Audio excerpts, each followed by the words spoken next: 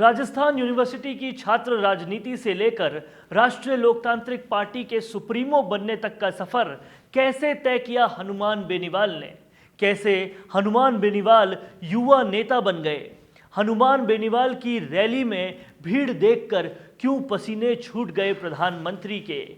एक छोटा सा वाकया मैं आप सबको आज सुनाता हूं। 29 अक्टूबर 2018 जयपुर की सड़कों पर लंबा जाम लग गया। एक के बाद एक हजारों गाड़ियों का काफिला धूल उड़ाता हुआ एक दिशा में बढ़ रहा था। जयपुर की धरती पर इससे ज्यादा भीड़ शायद कभी नहीं देखी गई। ये भीड़ थी हनुमान बेनीवाल की किसान हुंकार रैली की। लोग सिर्फ हनुमान बेनीवाल का भाषण सुनने के लिए ही इतने ज्यादा उत्सुक थे कि कई लोग तो वहां लगे खंभों पर भी चढ़ गए। ये तो सिर्फ एक झलक थी हनुमान बेनीवाल के परिचय की। इस पूरे वीडियो में आपको हम बताएंगे कि हनुमान बेनीवाल आज इस मुकाम पर कैसे पहुंचे। जानिए किसका हाथ था हनुमान बेनीवाल को इस मुकाम तक पहुंचाने में।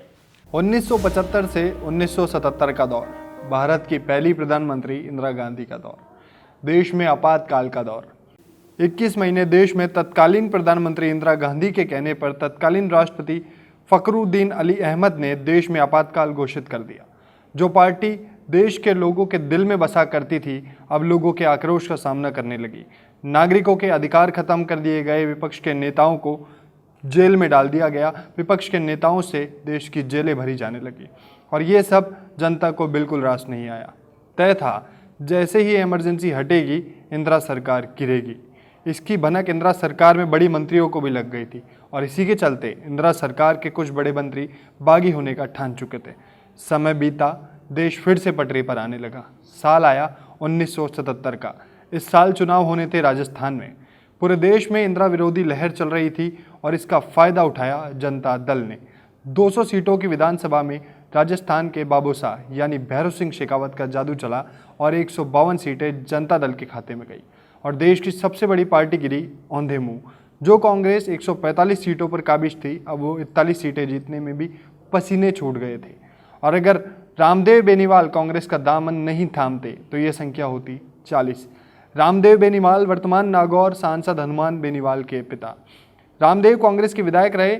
लोगों की माने तो बाबू साहब के कहने पर रामदेव ने बाद में बीजेपी का हाथ थाम लिया था। रामदेव अपने सियासी करियर में ढलान पर थे। उनका उत्तराधिकारी अपने सियासी करियर की शुरुआत के दिनों में था। मैं बात कर रहा हूं हनुमान बेनीवाल की। साल 1994। ये साल पिता और पुत्र दोनों के लिए बहुत महत्वपूर्ण था। जहां रामदेव बेनीवाल 1990-1993 का चुनाव हार चुके थे, वहीं पुत्र हनुमान बेनीवाल राजस्थान की राजधानी जयपुर में अपने सियासी करियर की नींव रखने जा रहा था। जयपुर के महाराजा कॉलेज में 1994 में सिर्फ एक ही नारा गूंज रहा था, हनुमान बेनीवाल, हनुमान बेनीवाल, प्रेसिडेंट हनुमान बेनीवाल। 1994 में हनुमान बेनीवाल पहली बार अध्यक्ष बने और फिर 95 में दोबारा अध्यक्ष की कुर्सी संभाली। वक्त अपनी रफ्तार के साथ बढ़ रहा था। साल 1996 के छात्र संघ चुनाव के नतीजे आए तो अध्यक्ष पद मिला महेंद्र चौधरी को और लॉ कॉलेज का अध्यक्ष पद मिला हनुमान बेनीवाल को। जाट लॉबी के पक्ष में रहा ये फैसला विपक्ष में राजनीति कर रहे छात्रों को खासा पसंद नहीं आया और उन्होंने मानसून सत्र में धरने की घोषणा करी।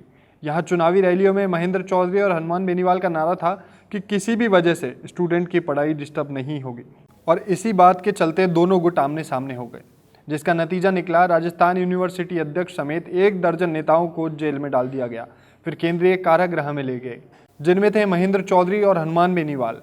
यकीन मानिए इन लड़कों का इतना रौला था पूरे शहर में कि कैदी अपने बैरक से निकलकर इनको देखने आए थे।